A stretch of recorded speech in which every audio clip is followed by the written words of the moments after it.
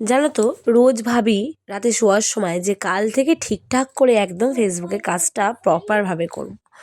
মানে এই ধরো সকাল থেকে ঠিকঠাক পোস্ট করা, তোমাদের সাথে ছোটো ছোটো ভিডিও শেয়ার করা, কিন্তু সকালবেলা উঠে আর সেটা হয়ে ওঠে না। তখন আর মনে হয় না যে ক্যামেরাটা সেট করে এভাবে ভিডিও করা শুরু করি।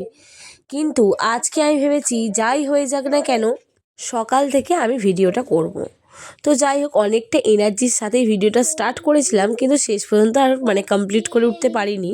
আর জানো তো, কথায় আছে যে যখন সময় খারাপ যায় তখন সবই খারাপই হয়।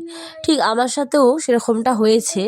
আসলে বাবুর শরীরটা তো তোমরা জানো অনেকেই খুব খারাপ ছিল। আর আমার গলার আওয়াজ শুনে বুঝতে পারছো আমার শরীরটাও কিন্তু এখন যথেষ্ট খারাপ। কদিন ভরি প্রচণ্ড পরিমাণে সর্দি হয়েছিল, তারপরে জ্বরও হয়েছে। মানে সব কিছু মিলিয়ে শরীর ভীষণ খারাপ, আর ছেলের তো খারাপ ছিলই।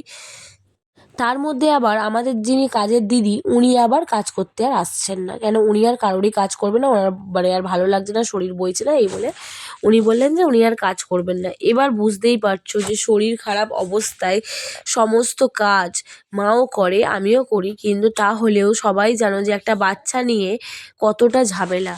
কিন্তু কিছু করার নেই, লোকও তো এখনকার দিনে এত চাইলেই আর হাতের সামনে পাওয়া যায় না। বিশেষ করে আমরা হয়তো ভাবি যে গ্রামের দিকে লোক পাওয়া সহজ, কিন্তু একদমই নয়।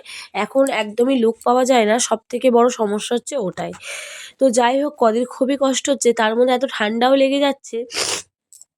আমারও ঠান্ডা অলরেডি লেগেই আছে শরীরে, আর জ্বর তো কদিন ভরি আসছে আর যাচ্ছে।